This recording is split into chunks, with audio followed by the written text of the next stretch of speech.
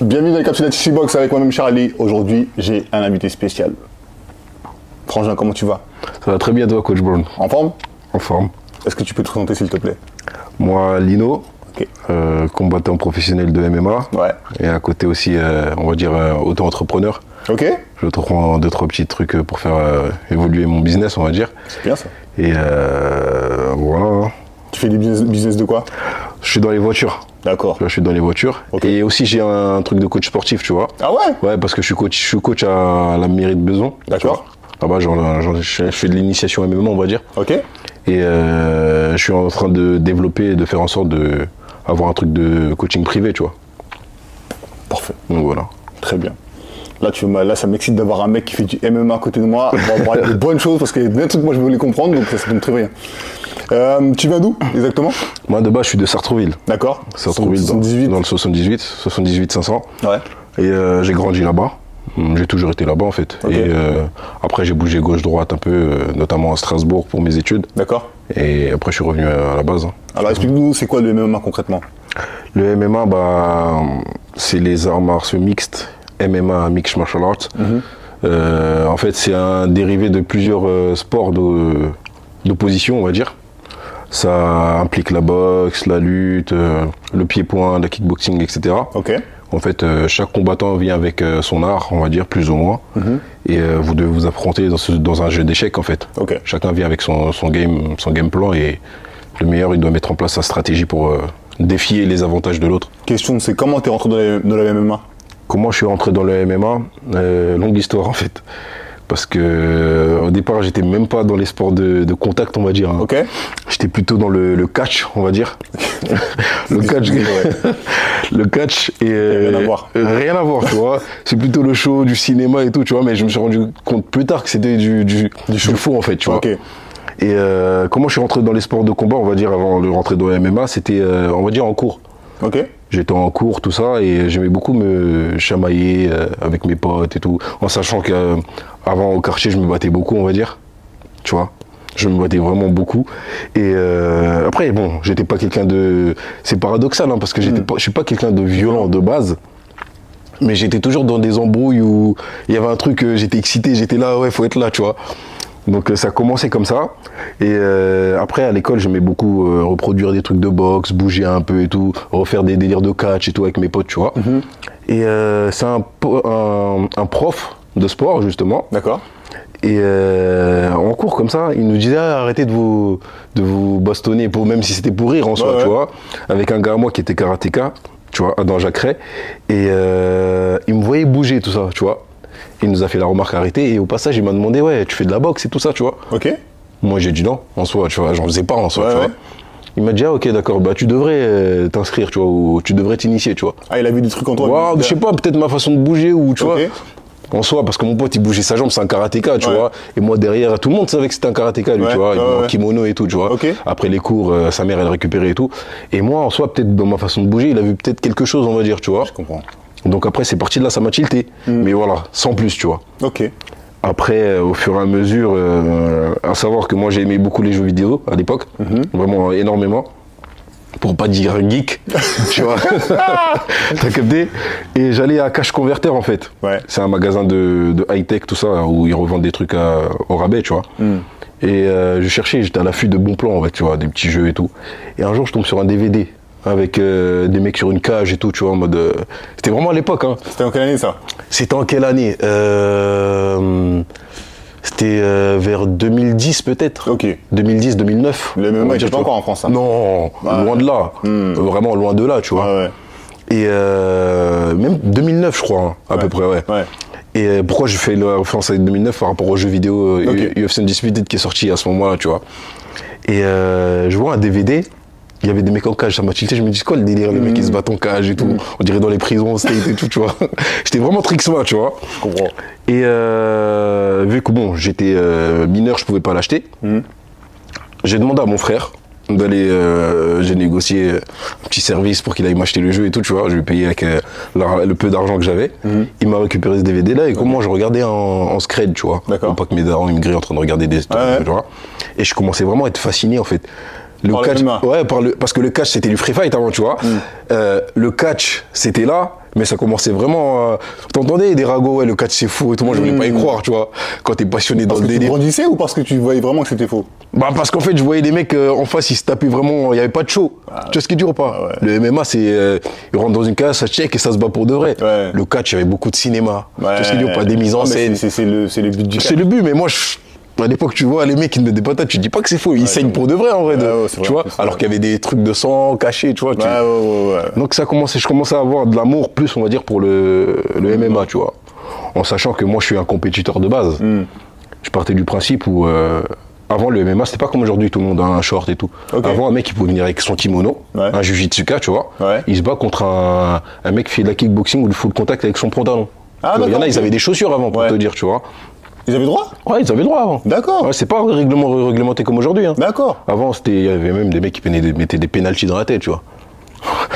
Juste pour te dire le grain, tu vois. Oh là là. Et moi, à mon plus jeune âge, qui fait déjà ce genre de conneries pour te dire le grain, tu vois. Ouais. Donc voilà, aujourd'hui c'est vrai, c'est très réglementé, tu vois, c'est un sport très très noble, on va dire. C'est très réglementé. Donc voilà, à cette époque-là, ça m'excitait, on va dire. Tu vois, donc c'est de fil en aiguille, c'est comme ça que ça a pris. Voilà, j'ai pris l'amour pour ce sport, on va dire. Et t'as commencé à quel âge? Peut-être à 17, 18 ans à peu près, par là, tu vois. J'ai commencé vraiment à...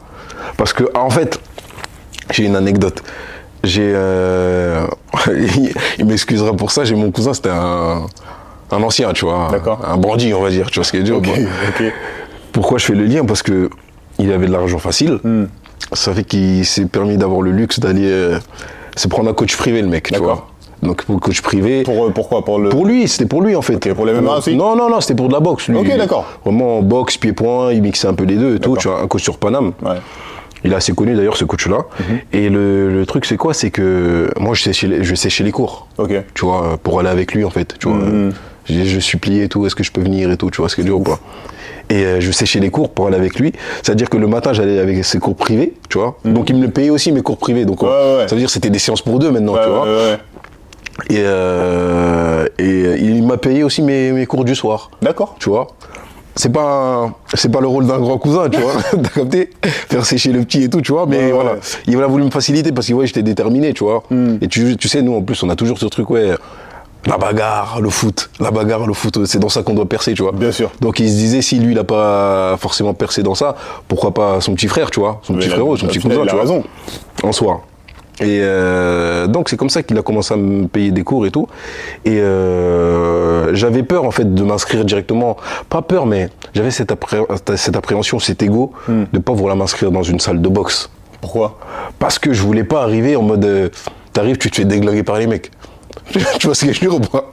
Mentalité un peu de cité, tu vois. Ouais, je comprends. T'arrives, tu te fais allumer par les mecs, tu repars bredouille. Après, t'es dans un ah ouais, il va monter en l'air et tout, tu vois. Donc, je voulais arriver avec certaines bases. Ouais. Tu vois ce qui est dur ou pas?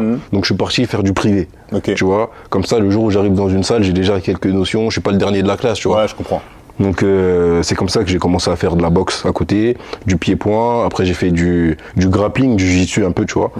Et le club de MMA, quand j'ai commencé vraiment le MMA qui assemblait tout, c'était dans le 92, la salle de Tchèque Combo, un ancien de l'UFC, tu vois, Ouais, ça me parle. en français. Ouais. Il avait une salle à Colombes, il a toujours sa salle à Colombes, mais Ok. c'est là-bas que j'ai commencé en fait, en 2012, D'accord. tu vois.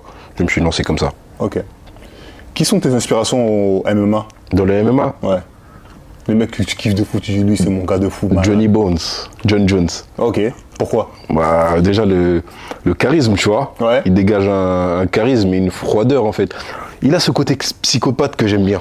C'est-à-dire, parce que vous, les mecs, moi, en tout cas, moi, je vois des boxeurs, des trucs, pour vraiment faire ce sport-là, je pense qu'il faut un grain. Je te l'accorde. Honnêtement, les membres de ma famille ils me disent toujours, mais il vous manque une case, qu'est-ce que vous aimez dans ce sport en fait? Ah, de ouf, mais moi, je comprends pas. Tu fais du mal à autrui, tu fais du mal et tout. Mais il y a un truc où tu peux pas expliquer en fait, tu vois. Moi, j'aimerais bien que tu m'expliques justement. Voilà. Parce que... Par rapport à ce John Jones là, ce côté psychopathe qu'il a, c'est que, en fait, c'est un mec, ça se voit, il essaye d'être un mec bien. Tu vois, il se force à être un mec bien, tu vois. Et tu penses à un mec mauvais? Non, je dis pas que c'est un mec mauvais, mais c'est un mec. Comment on dit? C'est quoi le terme déjà quand tu t'aimes bien faire du mal aux autres, mais tu trouves un moyen légal de le faire? Tu vois ce qui est dur ou pas? C'est sadique. Ah, ok. Il a un côté sadique. Mais c'est pas sadique genre meurtrier et tout, hein. Mais un côté où, tu vois, tu te sens un peu... vas-y, ramène ton art, ramène tout ce que t'as. Malgré ça, je vais te faire du mal et je vais vraiment te faire du... Ça, c'est de l'ego, ça. Tu penses que c'est de l'ego? Je pense que c'est de l'ego, moi. Il y a une partie d'ego. Il y a une partie d'ego. Mais moi, le côté égo que tu dis, c'est le côté où, vas-y, ramène tout ce que tu as comme bagage, etc., en termes d'art martial, tu vois. Moi, je vais te montrer que je suis meilleur que toi. Malgré tout ce que tu as pu faire, je vais te montrer que je suis meilleur que toi. Tu penses que ça se limite qu'à ça, lui? Il est pervers, quand même. Voilà, c'est le mot que je voulais pas dire, en fait, t'as capté. Il a un côté qui est... il est pervers, lui. Tu vois, que je trouve que j'essaye de creuser quand je regarde le personnage, même je regarde des documentaires et tout, j'essaye de capter. Il y a un truc où ça disjoncte là-haut, tu vois. T'as capté ou pas? Mais voilà, c'est une inspiration. Pas pour ça, hein, mais pour ce qu'il a compris dans le monde du MMA, il est GOAT, tu vois. Il est vraiment... le mec, il est invincible. Personne n'est invincible, mais il a un don que d'autres n'ont pas, tu vois. C'est quoi ces scores qu'il a fait? Il a 29-1.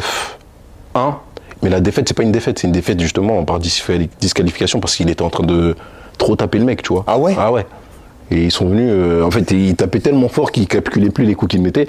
Et il y a un coup qui est passé vraiment illégal, en fait, un coup de coude illégal, tu vois. Et ils ont dit stop. Tu vois, mais en soi, le mec, il a invaincu en soi. Tu vois. Mais dernièrement, il a battu qui? Cyril Gane. Cyril Gane et il a battu aussi Stipe Miocic, qui est considéré comme le meilleur poids lourd de l'histoire. De l'histoire? En MMA, tu vois. Tu vois ce que je veux dire ou pas? C'est quoi qui le différencie des autres pour toi? C'est un don. Ah, tu penses que c'est juste un don? Franchement, je pense que c'est un don. Après, tu sais, dans tous les sports, il y a des mecs qui ont des dons.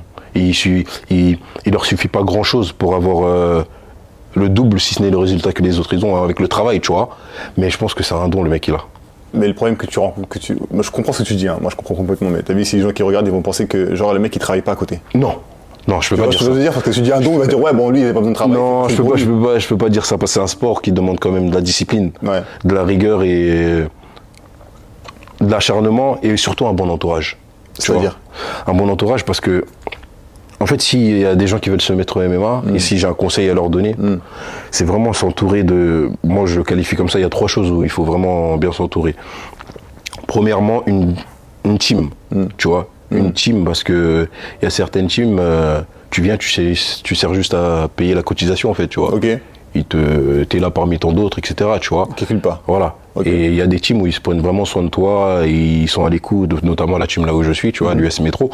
On prend vraiment soin des combattants, on les questionne, s'il y a des trucs, voilà. S'il y a du personnel qui veut en parler, bah, qu'ils en parlent ou pas, mais on est aux petits soins, on va dire, tu vois. La deuxième chose, c'est avoir un bon manager. D'accord. Tu vois, un bon manager. Pas un manager qui va te signer... juste pour t'envoyer au charbon. Lui, il prend son pourcentage sur tes combats et ça y est, tu vois. Non, un bon manager qui va veiller à te faire grimper, on va dire. Tu vois, dans le scoring, dans les stats, dans les victoires et tout. Okay. Il va pas t'envoyer au bourbier. D'accord. Il saura à tel et tel moment, bon là, t'as pris quand même certaines victoires. On va te mettre vraiment, comment dirais-je, pas de la difficulté, mais si, de la difficulté en soi. En gros, des combattants à ton niveau, quoi. À ton niveau pour te faire évoluer aussi, tu vois. Mais c'est pas quelqu'un qui va t'envoyer à l'abattoir, tu vois. Okay. Juste pour truc. Manager et coach, c'est la même chose ou pas? Non. C'est deux personnes distinctes. Deux choses vraiment distinctes. Okay. Il y a le coach qui va s'occuper de la partie, l'aspect technique et entraînement de ce que tu vas faire dans la cage. D'accord. Et il y a le manager qui va faire en sorte que... Il gère les contrats, lui. Il gère les contrats, que ce soit l'aspect financier. Il va aussi gérer le fait de trouver des bons adversaires, tu vois. Que tu sers pas de chair à canon pour les organisations, quoi. Okay. Tu vois. En fait, c'est chacun a son poste et un poste bien défini. Exactement. Et qui gère, qui doit jouer sa partition. Exactement, tu vois. Et la troisième chose, c'est le bon entourage. Okay. Que ce soit les amis ou la famille. Pourquoi je te dis ça? Parce que, tu vois, il y a les potos, ils voient en fait que tu commences un peu à t'en sortir dans ton kiff, tu commences à faire des combats, et ça se réveille, ah ouais frérot, t'as des places et tout, ils sont un peu néfastes, tu vois. Ah, c'est comment, t'as des places, tout ça, ils sont là juste pour être là en fait, pour kiffer le moment avec toi en fait, tu vois. Le MMA c'est pas un jeu en soi, tu vois, ça demande vraiment de l'investissement, on va dire, tu vois, s'investir dans le truc, et il faut pas avoir derrière un entourage qui va devenir toxique, tu vois. Comme par exemple la famille, tu as annoncé un combat à des membres de ta famille, directement ça va être hey, monte-le en l'air, hein, et t'as pas intérêt à perdre, tu vois. C'est une forme de pression psychologique aussi, tu vois ce que je veux dire ou pas? Je comprends. Toi, t'es déjà dans ton truc et tout, on vient te mettre la pression, la famille elle va venir, si je me fais allumer, tu vois, c'est tout ça. Donc vraiment, faut clarifier cet entourage-là, tu vois. Bien tempéré, je comprends. Exactement, tu vois, c'est important. Je comprends. C'est assez important, on va dire. T'as commencé où le MMA, toi? Où? Le club ou l'endroit? Le lieu? Le lieu et le club. Bah, le club... Ton premier club, par exemple? Mon premier club, c'était à Strasbourg. Ok. C'était à Strasbourg avec mon coach Michel Anstedt. Et là-bas, en fait, c'était plus un club de Standa. Tu vois, Standa, c'est un sport de contact pied-point. D'accord. Tu vois, sport chinois. Mais lui, comme c'est un ancien combattant de MMA à l'époque de Free Fight, tu vois, il combattait à l'étranger parce que vu qu'en France, c'était pas légal. Et il n'avait pas à proprement parler de combattant type MMA. Okay. Donc quand je suis arrivé et tout avec 2-3 gars là-bas, il était en kiff, tu vois. Il pouvait transmettre son art à des gars qui cherchaient le même but, en fait, le MMA, tu vois. Donc il avait une petite section Sanda et à côté il faisait un peu du MMA, ceux qui ne veulent pas faire de trucs. Bon, restez sur le côté, faites du pied-point. Et les gars qui veulent faire du MMA, bon, on va s'occuper de vous, faire du mise à, comment dirais-je, travailler le clinch. Le clinch, c'est le corps à corps, tu vois. Travailler la partie au sol, etc. Donc c'est là-bas que j'ai vraiment commencé à me développer. Après, je suis venu ici, je suis revenu à Paname, on va dire en France, à Paname. Et je me suis entraîné dans le 92, à l'esquive. Okay. Mais c'était bref, hein. Ouais. Bref, et après, j'ai eu une phase où, tu vois... On va pas en parler. Moi, tu m'as dit, mais moi, on va pas en parler. On peut en parler... Non, mais après, si tu veux, on en parle. Non, c'est comme je te dis, c'est toi. C'est toi. Moi, tu me dis, on n'en parle pas. Moi, non, mais après, voilà, j'ai brièvement expliqué le truc. J'ai eu une phase un peu... Difficile, tu vois, un peu... Je te sauve là, je te sauve. Tu me sauves, voilà. un peu de dehors, tu vois, l'ambiance, tout ce qui se passe dehors et tout, tu vois. Après, j'ai eu des mauvaises fréquentations aussi qui ont pas facilité, tu vois. J'ai voulu, dans une partie de ma vie, j'ai voulu être comme mon zinc, tu vois. Ouais. Tu vois ce que je veux dire? J'ai voulu être comme mon zinc. Après, c'est comme si c'était un exemple aussi, donc... Voilà, tu vois ce que je veux dire ou pas? L'argent facile et tout, tu vois. Il avait une liberté financière ou liberté tout court, en fait. Tu vois ce que je veux dire ou pas? Et je voulais trop être comme lui, tu vois. Donc, de ce fait, après, voilà, j'ai commencé à dériver un peu, tu vois, prendre les choses, dire pourquoi pas moi, tu vois. Ouais, bien sûr. J'ai commencé à dériver un peu, j'ai fait les choses de mon côté et tout. Il s'avère que c'était pas forcément les bons choix, mais voilà, la réalité m'a vite rattrapé, tu vois. Pour moi, c'est bien de le reconnaître. Voilà, je reconnais, bien sûr, c'est vraiment pas un chemin à prendre. Ça fait peut-être cliché, mais c'est la vérité, en vrai, ça apporte rien. Si ce n'est des problèmes, tu vois. Exactement. Moi, je suis d'accord avec toi. Si ce n'est des problèmes, mais j'avais quand même, j'en avais quand même dans la tête. Ça veut dire que, à un moment, j'ai su. C'est le problème en fait quand tu prends un chemin comme ça, c'est que tu sais pas quand t'arrêter. Ouais. Tu vois, tu sais pas quand t'arrêter. Parce qu'elle a pas du gain. Elle a pas du gain, tu vois. Facile en plus. Exactement. Et moi, j'ai eu quand même cette lucidité-là de me dire, ouais, je pars en cacahuète, tu vois. Je pars en cacahuète et c'est pas bon pour moi, tu vois ce qui est dur ou pas. Et malheureusement. Bon, heureusement pour moi, j'ai quand même cette personnalité-là, où je sais dire stop. J'ai un mauvais entourage, je vais m'éloigner d'eux en vrai. Ah, je comprends. Tu vois. Et il y en a qui n'ont pas forcément cette force aussi, cette lucidité-là, ce caractère-là, de se dire, tu vois, on se fait engrainer toujours et encore, on veut sortir, mais il suffit, il y a ton gars qui te rappelle soin, bref. Ouais. Tu vois, donc voilà. En fait, toutes ces questions-là, moi, c'est pour répondre à mes propres questions. Ouais, bien sûr. Parce que les combattants de MMA, je les comprends pas. Pour moi, vous êtes des fous. Comment on fait pour partir d'en bas pour arriver en pro au MMA? Comment on fait pour partir d'en bas pour arriver en pro à MMA? Comme toi t'as fait par exemple d'où tu viens. Ouais. Parce que t'as grandi pour aujourd'hui être en pro au MMA, il y a dû avoir un parcours, tu vois.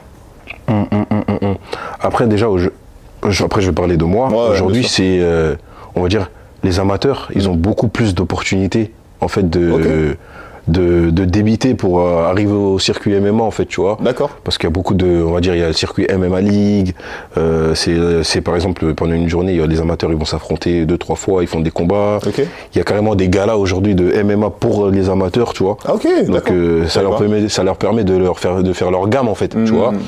Chose qu'avant, il n'y avait pas beaucoup, c'était pas... Tu vois ce que je veux dire ou pas? Je comprends. Moi, j'ai fait quelques compétitions de pancrace, tu vois. Le pancrace, en fait, c'est du MMA avec le casque. Sauf qu'arrivé au sol, bah, on n'a plus le droit de mettre des coups, ça passe en phase de grappling, tu vois. D'accord. Tu vois ce que je veux dire ou pas? D'accord. Mais c'est pas comme aujourd'hui, tu vois. Aujourd'hui, tu fais quelques combats en amateur, tu fais tes gammes, tu prends de l'assurance, etc. Après, tu passes pro, tu vois, selon tes coachs, ils sentent que voilà, t'es apte ou pas, tu vois. Ok. Mais entre amateur et pro, il peut se passer combien de temps? 3 ans, 1 an, 10 ans? Pas 10 ans non plus. Tu vois, même pour toi? Je pense que 2-3 ans. 2-3 ans? 2-3 ans. C'est court quand même. C'est court, mais avec le débit que tu fais en amateur, tu prends assez d'expérience. Un amateur, il fait combien de combats par exemple? Peut-être 6 combats dans l'année. C'est beaucoup? C'est énorme, je trouve. Ah ouais? Ouais. Mais après, je vais pas dire c'est énorme parce qu'en soi, c'est assez bien encadré, tu vois. Ils ont des protections. Ah oui. Non mais moi je te parle de la mec. Oui d'accord. Tu vois, ils ont des protections. Les gants ils sont rembourrés. Ouais. Ils ont des protèges tibia, tout ça. C'est-à-dire que il y a moins de séquelles physiques. Ouais. Que quand tu es en pro où t'as pas de protection, les gants ils sont plus, tu vois. Ouais. Donc ça leur permet d'enchaîner, on va dire, tu vois. Donc un combattant pro qui fait 6 combats dans l'année, c'est vraiment un timbré, tu vois. À part si c'est un crack, un ganou, il vient, il met des KO à la première minute à chaque fois, tu vois. Il a rien, tu vois ce que je veux dire ou pas? Mais tu sais que je savais pas que les combattants MMA, c'est quoi la fourchette d'un combattant MMA sur des combats sur une année? Un combattant pro, je pense la fourchette c'est... si on fait de janvier jusqu'à décembre, je pense que 3-4 combats, c'est pas mal quand même. Ah ouais? Ouais. Wow. Bah oui, parce que frérot, à côté, il y a la prépa. Oh, mais mais je comprends, mais en fait, il y a plus de préparation que de combat finalement. Après, le problème aussi dans ce milieu-là, c'est quand il y a des annulations. Ok. Tu vois, quand il y a des annulations, tu peux te préparer comme un fou, et arriver, l'adversaire... il dit, c'est mort. C'est mort. Tu vois, il a senti une pression, ou il s'est vraiment blessé pour de vrai, tu vois. Il lâche l'affaire, et toi, derrière, tu te retrouves... T'as fait une prépa pour rien. À ce moment-là, vous êtes payé ou pas? Bah, je pense qu'à un certain niveau, oui, tu vois. Mais quand t'es en début pro, non. Tu ah vois. Ouais? Ouais. C'est là aussi vient le rôle du manager. Tu vois. Okay. C'est là vient le rôle du manager de négocier certains trucs avec l'organisation ou voilà, des petites clauses, on va dire, tu vois, pour te dédommager. Ouais. Parce que derrière, il y a des sacrifices, tu vois. 1 mois, 2 mois de préparation, tu mets ta famille de côté, tu vois, tu t'entraînes comme un fou. Et tu dois payer aussi le nutritionniste si t'en as un, tu vois. Payer les prépas physiques si t'en as, tu vois. Ouais, tu dois en avoir. Tu vois ce qui est dur, c'est des sacrifices financiers, de temps. Pour au final, un mec qui te dit en face, non, tu vois. Il s'est blessé, ça peut arriver, mais toi derrière, t'as fait ça pourquoi en fait, tu vois. Ah, de ouf, donc le manager, il sert quand même il est important dans ce contexte-là, tu vois.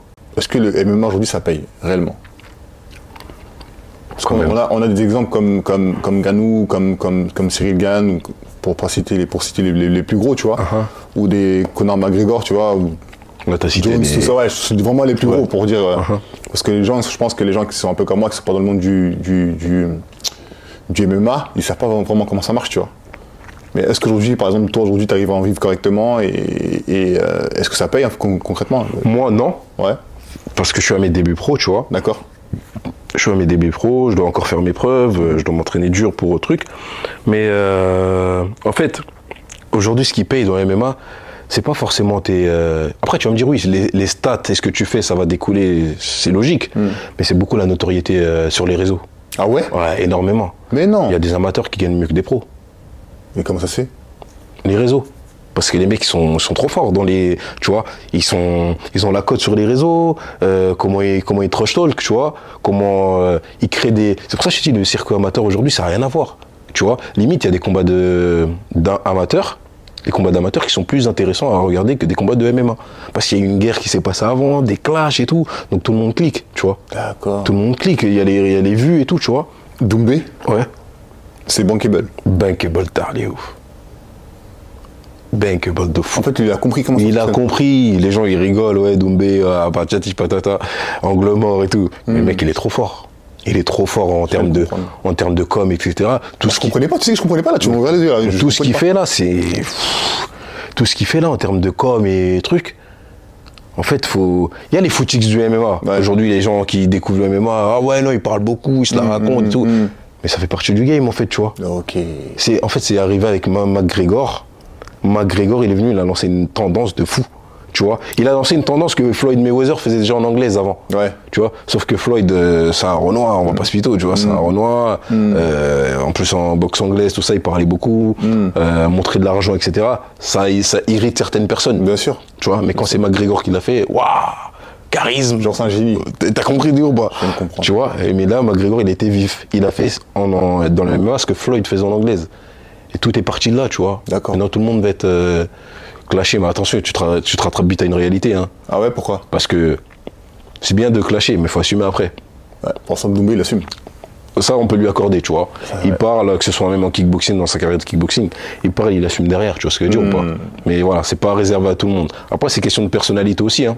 Tu veux être tchatcheur, mais si t'arrives pas à tchatcher ou t'as pas le flow, t'as pas le charisme, ouais, tu pourras pas, tu pourras pas aller loin, tu vois. Donc ouais, non, aujourd'hui, ce qui paye dans le MMA, c'est vraiment les réseaux. C'est une dinguerie. Les réseaux, frérot. Les réseaux. C'est fou, hein, mais c'est réel. C'est une dinguerie. Mais comment tu fais pour vivre du MMA aujourd'hui? T'as des sponsors, t'as des subventions, ça se passe comment? Ouais, moi personnellement dans le MMA, j'ai des sponsors, tu vois. C'est des sponsors qui me suivent, on va dire. Et j'ai réussi à le dégoter par rapport à des connaissances, tu vois. Donc oui, ça aide beaucoup. Ça aide beaucoup, mais c'est pas le MMA ou mes résultats qui me font gagner de l'argent pour l'instant, tu vois. D'accord. T'as le statut pro, mais tu gagnes pas forcément de l'argent. Exactement, avec ce statut-là. exactement. Moi, dans mon cas, pour l'instant, je pense même pas à l'oseille. D'accord. Honnêtement, je pense même pas à l'oseille, tu vois. Okay. Je suis vraiment focalisé sur gagner, victoire, victoire. Genre, je vais faire un combat. Après ce combat-là, je vais l'analyser comment j'ai fait ce combat pour améliorer pour le prochain combat, ne plus faire ces erreurs-là, tu vois. Et avancer petit à petit, tu vois. Je vais pas commencer à faire le mec, ouais, moi, non. Tu vois, pépère, en fait, là t'es comme un artiste qui est en plein développement, qui a sorti 2-3 morceaux qu'ils ont buzzé. Exact. Et le but, c'est de s'installer sur le long terme. C'est exactement ça. Voilà, prendre des victoires, parce qu'avec des victoires, justement, ton manager, il va pouvoir te vendre plus, et tu vas être plus crédible, tu vois. Peu importe comment tu as gagné, au final, on retient comment dirais-je? La victoire. Le scoring, tu vois. On va regarder ton pro record, il a combien, voilà, tu vois, c'est ça. Voilà, tu vois. C'est ça qui va faire que, dans le MMA, ta cote, elle va augmenter plus ou moins. Tu vois ce que je veux dire ou pas? Mais la carrière d'un combattant MMA, elle est de combien de temps environ? Je sais que ça dépend des gens, c'est abstrait ce que je te dis, mais en général. La carrière d'un combattant de MMA. J'ai vu que les coups que vous prenez, tout ça, tu vois, les fractures, les trucs, tu vois, les blessures. Concrètement, c'est quoi, 10 ans? Franchement, ouais, 10 ans à peu près, peut-être. Hein, mais si c'est 10 ans, est-ce que tu penses que toi, tu vas pouvoir en vivre avant 10 ans? Moi, en fait, tu vois, le MMA, déjà, moi, je le fais pas pour être une superstar, déjà. Ou aller faire des gros sous là-dessus, non. Honnêtement, très honnêtement, de toi à moi, non. Tu vois, je le fais déjà par passion, parce que je kiffe ce sport de fou, tu vois. D'accord. Je fais par passion, et je le fais aussi parce que j'ai des ambitions derrière. D'accord. Tu vois, à travers ce sport-là, tu vois. Ok. J'ai d'autres ambitions, donc je vais être aussi crédible, tu vois. Pas t'arrives, le mec qui vient... En fait, j'ai envie de doubler toute la queue, tu vois. Je comprends. Parce que j'ai été dans le sport, j'ai vécu dans ce sport-là, j'ai pratiqué, donc je suis crédible, tu vois. Tu vois ce que je veux dire ou pas? Mais c'est pour d'autres projets en soi. D'accord, je comprends. Tu vois. Donc après, t'as pas l'attente en fait concrètement. Ouais, voilà, je prends ce qu'il y a à prendre. Et si heureusement, je commence à prendre des sous là-dessus, bah... tu prends, bénéfice, hein, logique, je peux pas dire non, tu vois. C'est ça, je suis d'accord avec toi. Et voilà. Quelle est la plus grosse problématique que tu as rencontrée pour atteindre ton statut pro? Le temps. Le temps? Ouais. C'est-à-dire? Le temps et... Pourquoi le temps? Parce qu'en fait, il y a eu... comme je te disais, avec les combats amateurs ou quoi que ce soit, bah tu te fais comment dirais-je? Tu fais tes armes dans la cage, en circuit amateur ou quoi que ce soit, tu vois. Le temps, pourquoi? Parce que j'ai eu un laps de temps qui est passé où j'ai pas pu combattre. D'accord. Le passage dû aux blessures, tu vois, j'ai eu certaines blessures. J'ai eu certaines annulations de combat aussi, tu vois.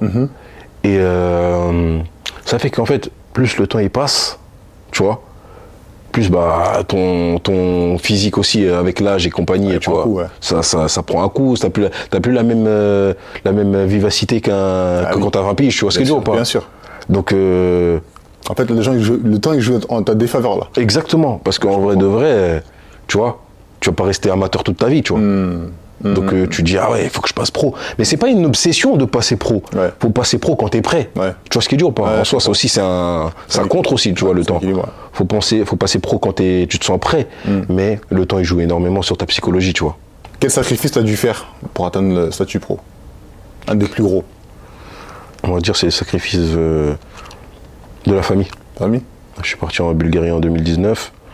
Tout seul? Ouais, tout seul. Tu vois, j'ai pris mon billet. Il y avait un camp là-bas d'un manager super connu en France, Guillaume Pelletier, tu vois. D'accord. Il faisait un camp, en fait, c'était pour recruter, si tu veux, les jeunes du MMA, tu vois. Ok.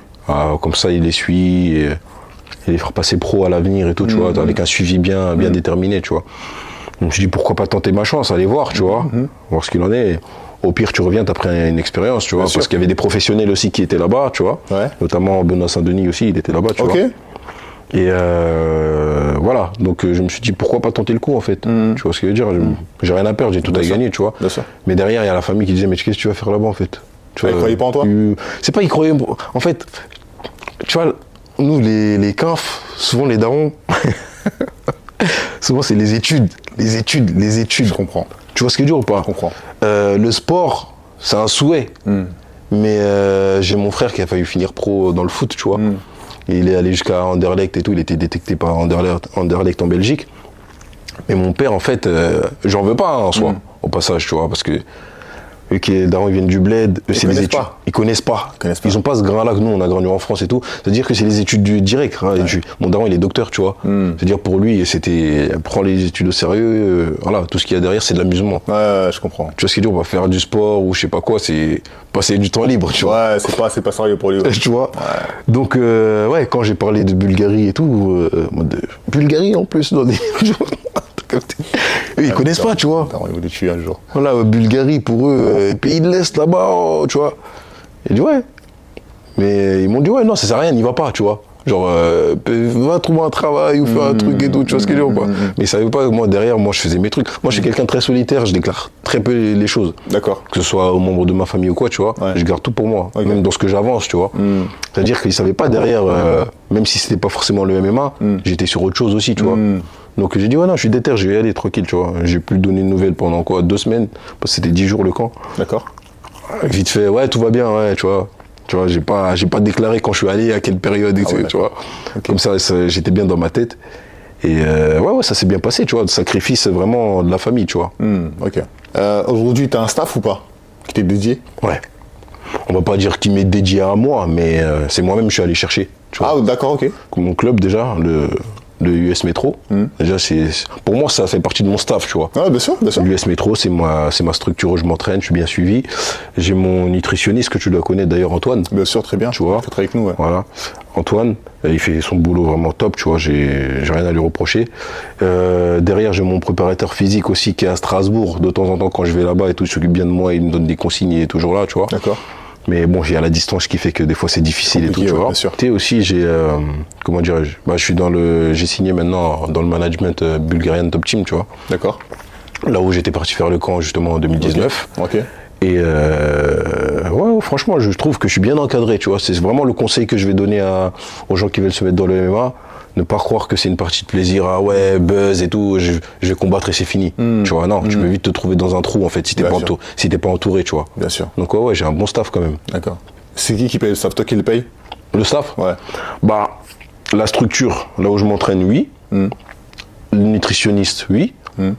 Et le management, bah, c'est par rapport à mes combats, ils prennent un pourcentage et compagnie, tu vois. Mais en soi, heureusement qu'il y a quand même des sponsors qui sont là pour m'aider financièrement, donc ça m'allège, on va dire, tu vois, de pas tirer sur mon propre argent personnel, on va dire. Quand je parlais avec une boxeuse là, elle me disait que, parce qu'il y avait un débat qui disait, ouais mais si t'écoutes les boxeurs, tout le monde est champion du monde, ou champion de France, ou champion de ouais. Ils comprenaient pas pourquoi, tu vois, et en parlant avec elle, elle m'a expliqué qu'il y a plusieurs fédérations différentes, qui travaillent pas forcément ensemble, tu vois, tu peux être champion du monde ici, mais là-bas t'es personne, tu vois, et je comprenais pas. Donc dans la MMA c'est pareil, tu m'as dit tout à l'heure, qu'il y a plusieurs organisations différentes. Qui fait que comment nous on peut s'y retrouver en fait? Après, déjà, la boxe, c'est particulier. Ouais. Parce que, comme tu as dit, tout le monde est champion du monde. Ouais, champion de France, il y a 10 000 catégories. Tu vois ce que je veux dire ou pas? Ouais. Ce qui est bien avec le MMA, après, je discrédite pas la boxe. Hein, c'est deux trucs différents. On a compris. Mais voilà, dans le contexte. Mais le MMA, en fait, c'est que il y a plusieurs organisations. D'accord. Et dans les organisations, il y a les champions de l'organisation selon la catégorie. D'accord. Je vais t'en citer 3, par exemple. En France, il y a l'Hexagone. Tu vois, il y a l'Hexagone, il y a le Ares, tu vois, connais, là. Ouais, et le Ares, et on va dire le COF, d'accord. Le COF, tu vois, j'ai pris 3 organisations, et dans ces organisations-là, il y a des catégories de poids, tu vois, poids lourd, poids lourd léger, moyen, welter, lightweight, poids plume et compagnie, tu vois. D'accord. Et dans chaque catégorie, il y a un champion. Tu vois ce qu'il dit ou pas? Il n'y a qu'un champion? Ouais, il n'y a qu'un champion. D'accord. Tu vois. Il n'y a qu'un champion. T'es haut du tableau, tout le monde veut ta peau. Tu vois ce qui est dur ou pas? C'est pas genre comme en anglaise où c'est différent. T'es poids lourd, mais en dessous du poids lourd, il y a 2 grammes ou quelques grammes qui les séparent. Il y a encore une autre catégorie. Ouais. T'es vite perdu en anglaise, tu vois.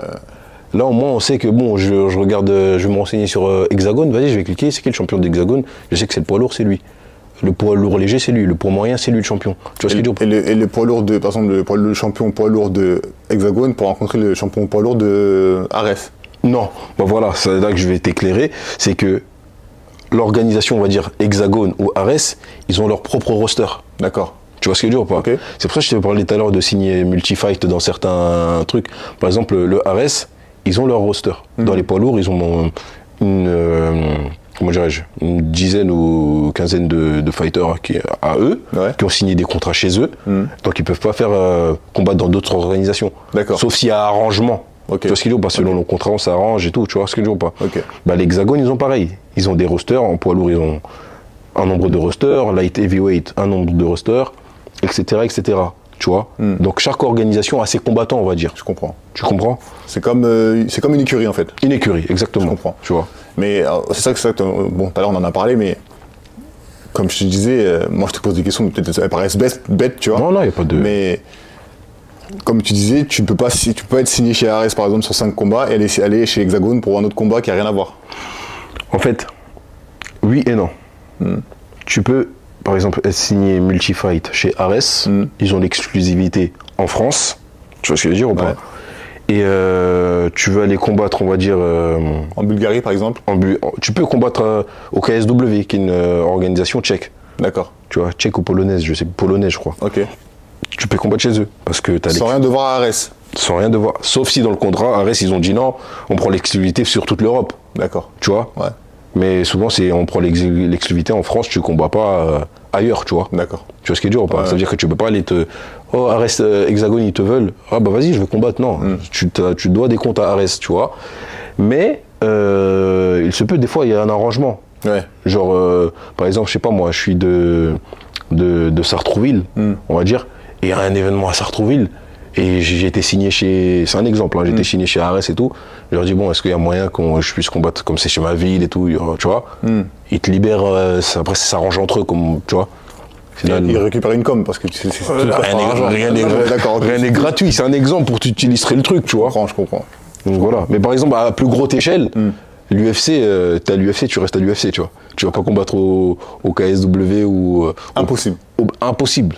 À part si ils t'ont libéré, tu vois. Ah ouais. Parce que là, c'est vraiment high level, tu vois ce que je veux dire? Je comprends. Comment tu te prépares mentalement avant un combat? Comment je me prépare mentalement? Vu que vous avez des grains pour faire ce sport-là, et mentalement tu te prépares. C'est sûr. Tu peux pas rentrer dedans et me dire ouais, je me prépare mentalement, je rentre dans la cage et je fais ce que j'ai à faire. Ouais, non, tu te prépares mentalement. Moi, je prends toujours pour moi. Ouais. Personnellement, comment je me prépare, c'est que 2 mois avant, j'ai mon gars sûr en fait, moi, s'il fait ma prépa mentale, tu vois. D'accord. C'est mon préparateur physique qui est à Strasbourg, tu vois. Okay. Il s'occupe aussi de ma prépa mentale, tu vois, c'est dur ou pas? C'est que c'est une personne qui me connaît bien. D'accord. Tu vois? Ouais. C'est-à-dire, il sait par quelle porte il doit rentrer pour me préparer, tu vois. Okay. Déjà, il enlève tout ce qui est autour, la pression en mode, on va dire, la famille et compagnie. Il dit, t'as vu, frérot, là, tu vas tout couper, t'as vu, donne très peu de nouvelles, tu vois. Là, concentre-toi, tu vois ce qui est dur ou pas? Ta famille, ils comprennent maintenant? Ouais, ils comprennent, bien sûr, ils comprennent. Donc, ah ouais, t'es en prépa, ouais, tranquille, on te laisse tranquille, tu vois. Frérot, tu vois, comme. Là, toi, si tu te prépares pas mentalement, tu sais qu'il y a un mec derrière, il est en train de se préparer dans 2 mois pour te fumer, tu vois. Ah, bien sûr, mais c'est ce qui est dur, cette question-là, ouais. Donc, non, c'est pour ça, j'ai mon gars qui me prépare mentalement. Après, moi, personnellement, ce que je fais, j'aime bien aller à la piscine, tu vois. Ok. J'aime bien aller à la piscine. Donc, rien à voir. Rien à voir. Je fais mes longueurs, tranquille, ça me détend et tout, tu vois ce qui est dur ou pas. Ok. Je regarde mes petites séries, des fois, je joue et tout, tu vois. Ça me détend. Mais la pression, c'est vraiment 10 jours avant le fight, tu vois. Ah ouais? On va dire 10 jours avant le fight, parce que tu as l'aspect, la diète qui vient te... Ouais, c'est dur. C'est très dur. Limite, c'est plus dur que les entraînements, hein, la diète. Hein. Ah ouais? Ah ouais.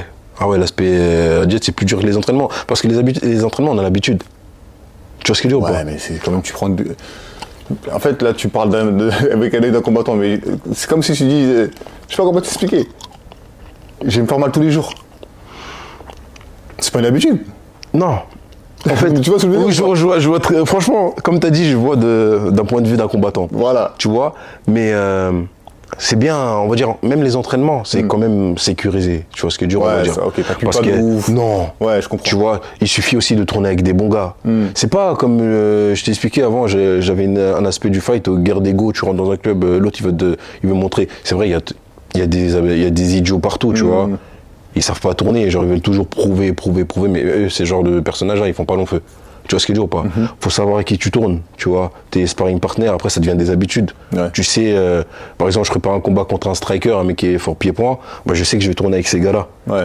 Qui savent tourner en pied-point. Tu vois ce qu'il dit ou pas? Je vais pas tourner avec un mec qui... Je suis là en prépa de combat, il vient, il m'allume juste pour... en sachant que moi derrière, j'ai ma fatigue qui joue, la diète, etc. Tu vois? Ah, je comprends. Donc non, tout ça, ça joue, tu vois. Mais non, la diète. Frérot, tu connais de toute façon, t'es sportif aussi, tu vois. Je connais ça. Donc non, c'est vraiment une épreuve, tu vois. Je connais. Comment t'arrives à mettre des limites dans un combat et te dire je vais pas le tuer? Parce qu'en fait tu dois tellement te charger mentalement et l'instinct de survie et la peur et tout qui rentre en jeu, tu vois, et à ce moment-là tu dis ah, je sais pas, le mec ici, tu peux te dire je l'ai pas entendu, tu mets le coup de trop, tu vois. C'est là que tu vois quand même c'est très bien encadré, parce que les arbitres ils sont vraiment aux aguets, ils ont l'œil vif, tu vois. Je fais toujours le parallèle avec la boxe, malheureusement. Ouais. La boxe, quand tu mets un mec knockdown ou tu l'as sonné, il est par terre, on le recompte. Ouais. C'est fou quand même. Ouais. Le mec il est déjà hors de truc, on recompte jusqu'à 10, jusqu'à ça, 2 fois il retombe par terre, on recompte encore, la 3e on dit stop. Alors que là en MMA, tu mets un one shot à un mec, à peine il tombe, l'arbitre il a déjà l'œil s'il doit arrêter ou pas. Ah ouais? Ah oui. Ok. Tu vois, one shot, le mec il tombe, l'arbitre il court, il se met sur lui pour le protéger. Parce qu'il y en a, ils aiment bien dire qu'un ganou coup du marteau, tu vois ce que... De sonner, il te ressonne encore pour t'opérer. Toi déjà t'es au sol, tu vois un mec en train de venir avec un marteau, déjà non, tu te dis oh, c'est chaud. Tu vois ce que je veux dire ou pas? Donc non, il y aura jamais cet aspect où tu es en train de tuer un mec. Genre, à part si quand tu te prépares, tu dis pas genre je vais juste le frapper, tu dis... Non, là tu dis tu vas l'éteindre. Voilà, mais par tous les moyens, tu vois. En fait, quand tu te prépares mentalement, t'as pas de limite. T'as pas de limite. Tu vois. Mais ta question c'était quoi? C'est comment tu crées cette limite-là quand dans le combat? Dans le combat, bah justement. Même si l'arbitre il est là, mais tu sais, bon, je pense que c'est rare que ça arrive, mais avoir la seconde de retard où toi tu le frappes. Ouais. Tu vois, où tu peux niquer sa vie ou je sais pas. Ouais, mais ça se contrôle pas ça, frérot. Honnêtement, ça se contrôle pas. Donc toi tu rentres dedans. Tu vois. Non, en fait, t'es tellement dans une... En fait, déjà... Dans une folie. Dans une folie, parce que tu repenses à tout ce que tu as les prépas. Sur le coup, tu penses pas. Hein. Ouais. Mais tu as conditionné ton corps pour que le jour du fight, tu as vu, c'est toi, soit lui. Bien sûr. C'est-à-dire que tu es là... C'est ça que je te demande comment tu mets la limite. Tu vois, notamment en ground and pound, c'est quand tu mets les coups au sol et tout, tu vois, tu es en train de taper le gars. Tu le tapes. Tu le tapes jusqu'à ce que ça soit l'arbitre, il arrête. Pourquoi? Parce qu'il suffit un mouvement où, je sais pas, il t'attrape la jambe, il te relève et qu'il inverse la tendance. C'est fini. Tu vois, alors que là, tu as voulu avoir la compassion, tu mets des coups, tu regardes un peu si truc. Ouais. Non, tu peux pas. En fait, là. quand tu rentres dans ça, il n'y a pas de cœur. Ah non. Malheureusement, tu vois. Malheureusement. Mais il y a du respect, attention, il y a vraiment un respect de fou, tu vois. Parce que tu as tapé un mec, c'était soit toi, soit lui, mais à la fin, tu vois, tu serres la main, tu vois. Bah, bien sûr. Tu as vu, respect, accolade et tout, parce que tu sais par quoi il est passé pour arriver là, et vous avez le même truc, tu vois. Bien sûr. Bien sûr. Mais ce truc-là de se retenir là, Mais c'est bien parce que ça ramène à la question suivante. T'as pas peur des fois de mettre le mauvais coup à quelqu'un ou... Si. Ah ouais? Tu y penses quand même? Oui, pourquoi? Parce qu'en fait, c'est pour ça que je dis c'est quand même bien réglementé parce qu'il y a certaines règles. Ok. C'est pas comme tout le monde, les footix du MMA, qui connaissent vraiment zéro dans le MMA, ils vont dire ouais, c'est un free fight, combat libre, tous les coups sont permis. Non. En soi, non. Il y a certaines règles, tu vois. Par exemple, on n'a pas le droit de mettre des coups derrière la tête. D'accord. Est-ce qu'il dure ou pas? Ah, mais nous, quand on voit, peut-être des fois, il y a des coups qui passent derrière la tête. Pas volontaire, attention. Pas volontaire. Pas volontaire. Oui, mais quand c'est comme ça, l'arbitre, il te met en garde direct, tu vois. Ah ouais? Tu vois. Ok. Dis attention, les coups derrière la tête. Ouais. Et toi, directement, t'es conditionné, ah ouais. Tu vois ce qu'il dit ou pas? Je comprends. Tu vois, il y a ça, les coups dans les parties, bien entendu, on peut pas. Les doigts dans les yeux, on peut pas. Griffer ou, tu vois, on peut pas. Accrocher le short, on peut pas, tu vois. Tous les anti-jeux, là, on peut pas. Ok. Ça veut dire, on fait un maximum de choses pour que le sport, il soit propre. Ok. Tu vois. Mais c'est ce côté-là où tu dis te limiter, on peut pas là. Tu maîtrises pas. C'est pas un truc Tu maîtrises pas, tu sais où tu mets les pieds, tu vois. Ouais. Bah, c'est la même chose que tu dis, et l'autre aussi va le faire, tu vois. Bien sûr, je comprends. Et heureusement pour toi, j'espère qu'il y a l'arbitre qui va venir. À ce moment-là, c'est vrai, qui va te sauver. Quand tu rentres dans la cage, généralement, t'as peur ou t'as pas peur? Toujours. Pas peur, mais il y a toujours cette boule d'adrénaline. Ok. Moi, je dirais plutôt c'est de l'adrénaline que de la peur. Tu vois. Ah ouais? Comment tu différencies les deux? La peur, c'est que la peur, ça se fait avant. Pour moi, hein. Quand tu parles dans les vestiaires? Dans les vestiaires. Ok. Tu réalises en fait. Ah ouais, on y est là, tu vois. J'hésite, c'est le moment et tout, tu vois. Même il y a tout. Comment tu passes le. Tu passes le truc parce que tu dis en fait. En vrai de vrai, je savais où je mettais les pieds en fait. Okay. Tu vois ce que je dis ou pas? Je savais où je mettais les pieds. Et si j'ai fait tout ça, c'est pas aujourd'hui que je dois arrêter, tu vois. Ça y est, dans tous les cas, là, c'est mort. Ouais, là, tu peux pas dire, hey, je combats plus. Là, c'est mort. Tu vois ce que je dis ou pas? Tu passes pour la baltringue de l'année, tu vois. Excusez-moi du terme. Tu vas couper, tu passes pour la chochotte du coin, tu vois. Donc, tu dis, là, c'est mort, j'y suis, tu vois. Et là, au contraire, c'est à ce moment-là, conditionne-toi. T'as plus le choix, en fait. Il n'y a plus de trucs. Conditionne-toi pour, en fait, là, c'est soit moi, soit lui. On y est maintenant, tu vois. Et ce temps-là où tu switches, ça prend combien de temps généralement? Bah, c'est juste avant. Entre la peur et le mode animal, on va dire. La peur et le mode animal, c'est que, tu vois, quand tu arrives déjà après la pesée, ouais. Après la pesée, tu es dans un état d'esprit où tu récupères la nourriture et qu'on prédit que tu as perdu. Enfin, tu reprends. Parce qu'il faut savoir, nous, par exemple, on s'est pesé la veille, tu vois, et le lendemain, tu peux reprendre 6 kilos. Ouais, en une nuit. En une nuit, tu vois ce qu'il dit ou pas. Donc, tu dois récupérer tout ça. Et quand, par exemple, on vous invite shooting photo pour commencer à faire des trucs et tout, la promo, tout ça, et que tu croises, par exemple, ton adversaire avec son staff et tout, tu réalises, en fait, parce que juste là, vous ne voyez pas trop. Hein. D'accord. Tu vois okay. Là, tu réalises, en fait, ah ouais. Bizarrement, tu as tendance à voir le mec peut-être un peu plus gros, peut-être un peu... Je sais pas si c'est psychologique, j'en sais rien, tu vois. Ouais. Mais alors que lui, il a la même chose que tu as, lui aussi, il a, voire plus, tu sais pas, tu vois. Donc, tu es quand même... jusqu'à ce que tu arrives au moment où tu vas rentrer dans le truc, tu es dans le... Tu te poses des questions, tu vois ce qu'il dit ou pas? Tu réfléchis. Il y a du doute ou pas? Il peut y avoir des doutes, bien entendu, on est des humains, tu vois. Ouais. Moi, personnellement, j'ai pas eu de doute jusqu'à là. Tu vois, j'ai pas eu de doute parce que j'ai toujours... Il n'y a aucun mec qui t'a fait douter? Pour l'instant, j'ai 3 combats, donc en soi, non, pour l'instant, tu vois. Et, mais parce que si j'ai mon entourage aussi qui joue le rôle, tu vois, c'est essentiel. Ils sont là, ils te rassurent, ils te mettent en confiance et tout. Ils te mettent en confiance, ils te montrent que, hey, en fait, l'autre en face, il est là juste pour te gêner, en fait, tu vois. Ça va pas être un obstacle, ça doit juste un truc que tu dois enlever. Ouais, bien sûr. Tu vois ce qu'il dit ou pas? Bien sûr. Là, tu te conditionnes. Ouais, c'est un fou, lui, en fait. Ah ouais, tu vois ce qu'il dit ou pas? Rentrer dans des délires. Et je vois, et tu rentres dans un délire. Quelqu'un de dehors, il va te regarder comme ça, il va me prendre pour des fous. Tu vois? Mais tu es obligé de te conditionner comme ça pour être vraiment, tu vois, de marbre. Ouais, bien sûr, moi je suis d'accord. Et la boule, je pense que la boule dont je parlais tout à l'heure, c'est quand on dit ça y est, c'est toi qui vas rentrer, vas-y. Ouais. T'es dans les couleurs, t'entends ta musique. Ça y est. Oh, tu te dis, ah ouais, tu vois, il y a comme des fois c'est des galas, bah, souvent c'est des galas, ça veut dire il y a des gens qui sont là. Et il y a des entrées où tu marches tout seul, ton staff, on leur demande d'attendre, ou il y en a, on leur a fait passer d'un chemin, ils vont te rejoindre juste à l'entrée de cage pour te serrer la main, etc. Donc des fois tu marches tout seul un peu, tu vois. T'as capté? Et ce moment-là, c'est quoi? C'est que de la remise en question? C'est quoi? Non, là, t'as plus de place pour la remise en question. Ah ouais? Ah oui. Que de la confiance? C'est mort. Tu te parles tout seul, tu te parles en mode, tu te parles tout seul. Je vais le tuer ou bien tu commences à penser à la zik qui est en train de chanter, tu vois. Ouais, tu vois, tu regardes la cage et tout, tu te dis, ah ouais, c'est mort. Incroyable. Tu vois. Incroyable. Mais c'est une sensation, franchement, c'est une sensation que je souhaite à beaucoup. Ah ouais? Ah ouais. Tu vois, cette adrénaline-là, elle est importante quand même. Putain. Tu vois, elle est importante. Comment tu arrives à surmonter et à reprendre tes esprits quand tu es dominé? Déjà, il faut avoir un mental de fou. Ok. Tu vois, de pas être un... Mais un mental de fou, d'accord, mais c'est-à-dire que tu acceptes la situation ou tu te dis, putain, là, je suis dominé, attends, faut que je me reprenne. Voilà, moi, je suis plutôt dans ça. Ok. Tu vois, quand je vois il y a des trucs qui passent pas dans un combat, je me reçois des coups, tu vois. Je suis pas là en train de me dire, ah ouais, purée, je suis dans le pétrin, tu vois. Non, non. Là, je me dis, ah ouais, non, non, ça n'a pas marché et tout. Et c'est maintenant. Parce qu'il y a les juges qui scorent derrière. Ouais. Tu vois. Ouais. C'est comme ça, en fait, même moi, dans mes combats, j'aime bien commencer rapidement. Bon, après, selon la stratégie et le game plan, pour marquer les esprits des juges déjà. Tu vois ce que je veux dire ou pas? D'accord. Tu te manges des coups, etc. Ah, tu dis, en fait, non, là, toi, tu sais pas derrière le temps combien de temps il reste, tu vois. Peut-être pour toi, en fait, de dehors, on va dire 3 x 5, 3 rounds de 5 minutes, c'est vite fait, 15 minutes. Alors pour nous, c'est interminable, tu vois. Ouais, bah oui. Donc tu dis, ah ouais, non, non, non, là, faut que je me réagisse vite, là, parce que sinon, l'autre en face, il prend la confiance. Sa confiance, elle s'installe. Ouais, ça c'est mort. Donc tu dois réagir vite pour stopper le truc, tu vois. Et t'es obligé d'avoir un sursaut d'orgueil. Et qu'est-ce qu'il fait, lui? En mode, ah ouais, il prend la confiance. Et moi, j'ai un côté où je rigole beaucoup.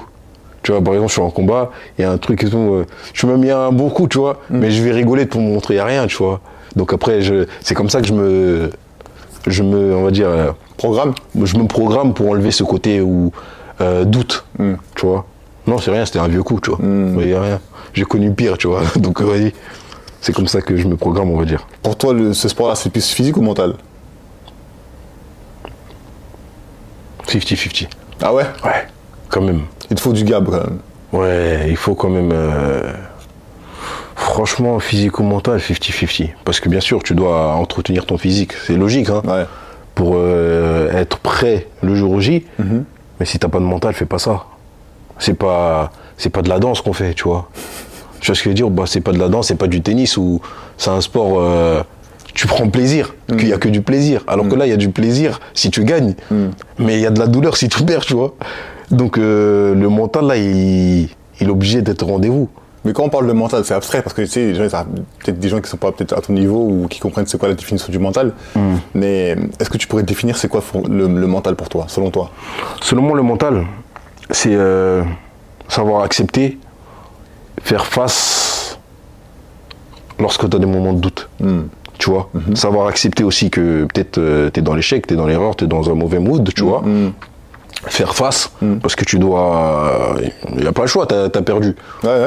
Tu vois, maintenant tu fais quoi? Tu vas pas pleurnicher, tu vois. Ah non. Donc tu fais face et trouver une solution pour aller de l'avant. Parce que si tu t'arrêtes là, dans ce cas-là, arrête. Tu vois ce qu'il dit, on rentre même pas dans les trucs difficiles, tu vois. On va revenir sur les game plans, justement, tu parlais ça depuis tout à l'heure, tu parlais des game plans. Le game plan, c'est quoi exactement pour les gens qui ne connaissent pas?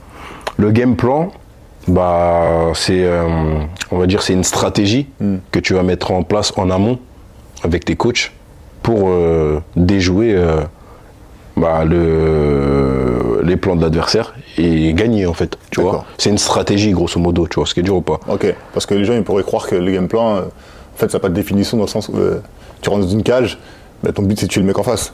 Oui. T'es pas obligé d'avoir de plan. Oui, tu vois, certes. Mais si le mec en face, par exemple, c'est un... On va dire, toi t'es un mec, tu fais du MMA, t'es censé être complet, on est bien d'accord, tu peux pas venir juste avec ta boxe anglaise ou avec ton sol, tu vois, tu dois être complet, d'accord. Mais en face de toi, t'as un mec, il est peut-être moins complet que toi, mais c'est un excellent, que je dis top niveau en lutte et en grappling. Ouais. Lui, son game plan à lui, ça va être quoi? Bien sûr de te battre, mais il va jouer sur ses qualités. Donc lui, il va vouloir te coller, tu vas travailler lutte et t'emmener au sol comme ça après au grappling, il sait qu'il va te... Tu vois. C'est ça son game plan à lui. Moi, mon game plan à moi, on va dire je suis complet, j'ai plus du striking ou autre. En général, je te parle d'un combat, d'un combattant. Il va se dire quoi? Ah ouais, non, lui, c'est un lutteur, c'est un mec du sol, tu vois. Bah, je vais garder la distance avec lui. Tu vois, je vais pas aller au contact parce que sinon on passe en phase de lutte et au sol, tu vois. Jouer à garder une distance avec lui et le travailler vraiment de loin, tu vois. Éviter le contact. Ben là, j'ai mis un game plan pour gagner comme ça. Comment tu fais pour trouver l'équilibre entre le game plan et les shows que tu dois faire? Justement, tout à l'heure, tu me parlais de show. Ouais. Comment tu fais pour trouver ce juste milieu? Le show, c'est-à-dire... Le show, ben... spectacle. Je te donne, ouais, spectacle. Ouais. Je te parle par exemple de Doumbé qui fait du cinéma, qui rigole avec les gens, qui parle avec les gens avec le public, tu vois, en mode... c'est de la merde tout ça, ce qui se passe. C'est de la merde, je vais le tuer, c'est une question de temps. Comment tu fais? Bah... Parce que moi, je pense que si tu veux vraiment exploser dedans, ben, il faut avoir justement cet équilibre où... Je sais plus si c'était qui faisait ça. Je crois que c'était Islam. Non, c'est pas Islam. Khabib. Khabib. Tu vois, qui parlait avec les mecs à côté, truc normal, comme si de rien n'était, tu vois. Bah, ça fait chaud. Tu vois, les bien mecs sûr, voir ça. Bien sûr, mais il faut être sûr de toi et faut être sûr de ton karaté en fait, tu vois. Ouais. Faut être sûr de ton karaté et surtout que ça rentre dans la tête des gens, de l'adversaire surtout. Tu fais ça Le public ou l'adversaire? Non, bah dans tous les cas, ça rentre dans le public, ils vont t'aimer. Ouais. Parce qu'en lui, on veut le voir, lui. Ouais, tu vois ce que je veux dire ou pas? Lui, il nous fait kiffer, De ouf. il tape les mecs, ah ouais, c'est un show, tu vois. De ouf. Mais l'adversaire, les fighters, nous, on voit un mec qui fait ça. Il y a deux options. Ah, il fait le malin, lui, bah vas-y, je vais l'éteindre. Mais par contre, sois sûr de ton coup. Ouais. S'il te fait ça à toi, psychologiquement, après, tu vois, c'est chaud, tu vois. Et comment tu fais la... C'était quoi, ta question, c'était ça, hein? Ouais. Comment tu fais la différence entre game plan et le show? Ouais. Trouver l'équilibre entre game plan et Trouver l'équilibre. Bah, je pense pour ces mecs, ces gens-là du showman, tu vois, mais justement, ils savent à quel moment s'arrêter, tu vois.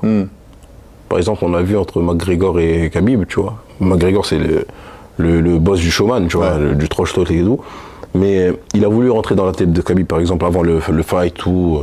Il a vu que ça rentrait pas. Tu vois, parce que les mecs là-bas, c'est un autre état d'esprit, tu vois. C'est mecs des montagnes et tout, tu rentres pas. Tu vois, ils te battent avec des ours. limite, ils te voient comme un guignol, en fait, tout ce que tu veux, tu vois.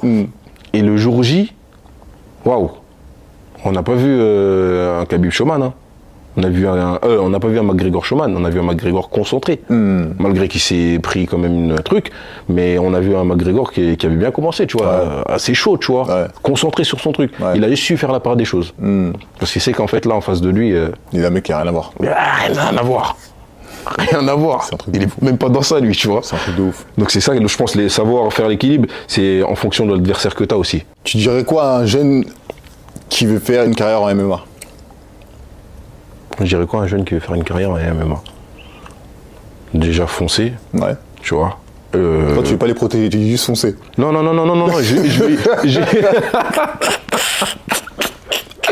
je vais y venir. Tu dégaines vite, toi. Mon frère, pourtant le petit frère, ça s'est dit, allez, il va foncer, les gars. Big up les refs, je rectifie. Ah non, Lino, toi, non. Nous, on est là, dans personne, tu dis au petit peu, vas-y, allez-y, les gars. Non, mon gars, fais doucement aussi. Fais doucement, mon frère. Oh, purée. On va te mettre face à tous les darons, tu vas voir. Tu vas gérer ça avec eux. Les darons, ils vont me tuer. Non, plus sérieusement. Tu vas bien fumer. Non, je dirais pas foncer, on va dire. Je vais leur dire, déjà, quand je voulais dire foncer, c'est genre croyez en vos rêves. Ah, voilà, ok. C'était plutôt ça. Ok, je comprends. Je comprends mieux là. Là, je comprends mieux. Croyez en vos rêves, genre si vous vous sentez vraiment déter dans votre truc, ne laissez personne vous dire autrement. Je suis d'accord avec toi sur ça, ouais. Genre, voilà, et les darons, ils ont leur vie, vous avez la vôtre, d'accord? Vous avez vos rêves. Voilà vos rêves. Faut pas après certaines années, il faut avoir des regrets, non. Ouais, non, tu vois, donc déjà, foncez et vos ambitions, tu vois. D'accord avec toi sur ce point-là, ouais. Et ensuite, entourez-vous des personnes qui vont vraiment qui vont vous vouloir votre bien, pas des personnes qui vont. Je préfère, franchement, je préfère des gens qui sont pas forcément connus, que ce soit dans le management ou des salles de fous, etc. Tu vois. Mais au moins, ils prennent soin de moi vraiment comme si ils veulent vraiment mon bien. Ouais, je comprends. Qu'aller dans une top team de malades. Bienveillance, tout ça, je vois, voilà, tu vois, avoir une... Et surtout, laisser rien au hasard. Ouais, vraiment être des sacrés charbonneurs, tu vois. Jusqu'à aujourd'hui, je le prends encore pour moi, ce conseil-là, tu vois. Des fois, voilà, tu dois faire des sacrifices, tu vois, notamment du travail. Bah, quand je vais m'entraîner ou je fais mon camp, bah, derrière, je t'ai dit, je faisais des trucs auto-entrepreneur, bah, je mets ça de côté. Il n'y a pas d'argent qui rentre, tu vois. Donc, sachez où vous mettez les pieds, en fait. Tu vois ce qui est dur ou pas? Je comprends. Est-ce que tu comptes devenir coach un jour? Bonne question. Bonne question. Oui, pourquoi pas? Parce que je sais que j'ai la fibre, je l'ai déjà fait. Aujourd'hui, je suis coach, tu vois.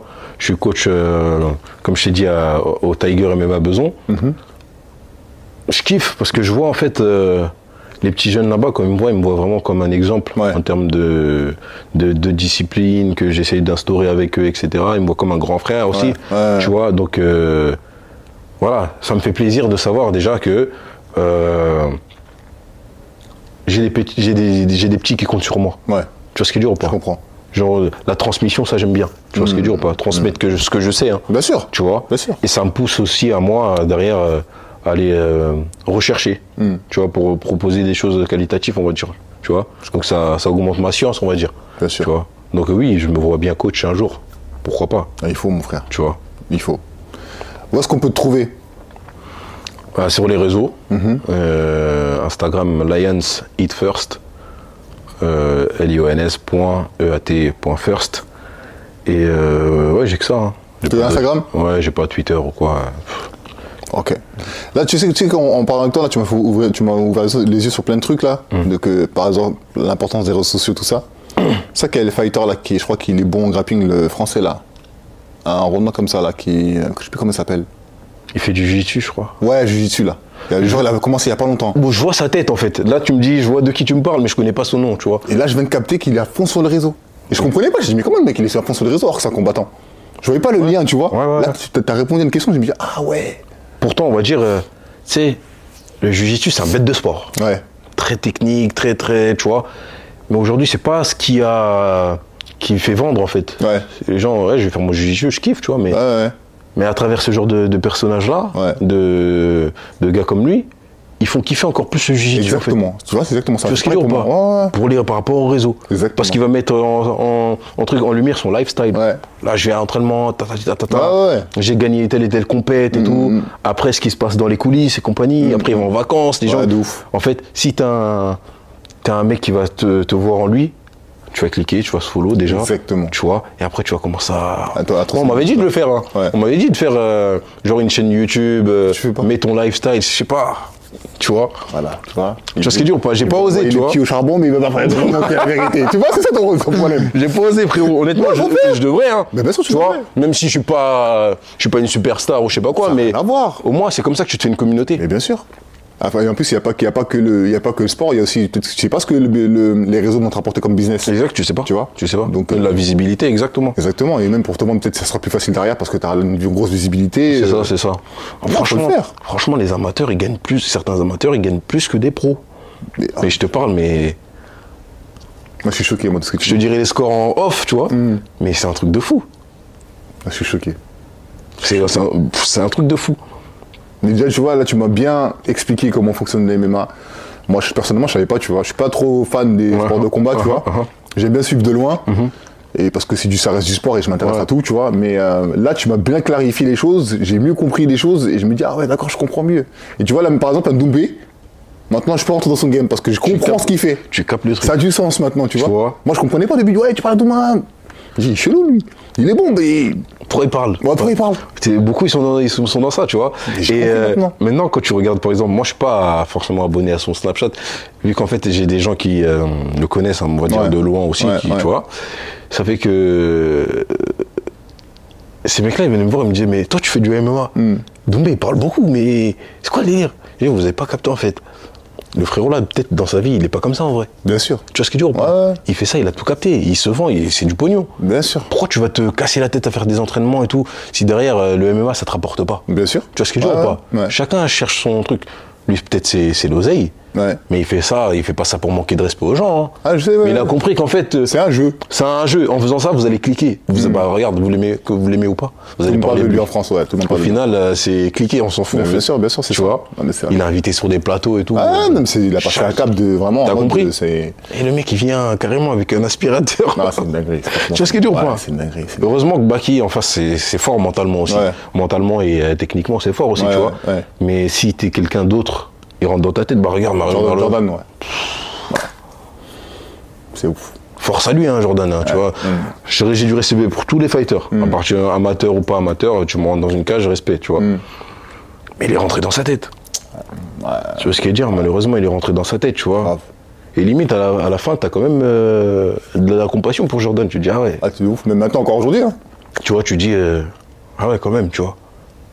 Non, c'est pas un jeu. C'est pas un jeu. L'aspect mental, t'as vu, c'est pas un jeu. C'est pour ça les mecs qui veulent clasher, les gars, clashez pas pour rien. Tu vois. Faut vraiment être sûr de ton karaté. Voilà, sûr de ton karaté, surtout quand t'es en amateur et tout. Vas-y, tranquille, c'est bien d'alimenter un peu. Mais allez-y mollo, parce que t'es un amateur, après derrière quand tu te fais allumer ou quand tu passes pro, tu te fais monter en l'air, tu passes du tout ou rien, tu vois. Je préfère quand tu restes dans ta bulle, tu fais ton truc et tout, c'est tes performances qui vont parler pour toi, tu vois. C'est mieux. Donc voilà quoi. En tout cas, Lino, merci mon frère. Merci à toi. D'avoir répondu à l'invitation. Un grand plaisir mon frère, vraiment. Franchement, ça me fait grave plaisir d'avoir fait ça avec toi. On devait faire depuis un moment, mais tu connais, j'avais trop de rendez-vous. Normal. Mais on l'a fait. Coach Brown, il est prisé. Non, pas à ce point-là. Non. Faut l'appeler avant. Non. Mais en tout cas, ça me fait plaisir parce que maintenant, aujourd'hui, tu vas bien clarifier les choses et franchement, je vois le MMA différemment. Là, franchement, là. Bah, tant mieux, parce que moi, je te partage ce que j'aime, tu vois. Ouais, mais c'est sûr, mais c'est ton expérience à toi aussi. Ouais, voilà, tu vois, ça me tenait aussi à cœur de parler de ça et d'avoir un podcast, enfin, quelqu'un qui puisse me donner une plateforme pour discuter de tout ça, tu vois. En tout cas, on l'a fait, c'est le plus important. Merci, mon frérot. Merci à toi, vraiment, mon frère. Plaisir. Hein. Avec plaisir. Je vous dis à bientôt pour un nouvel épisode. Ciao.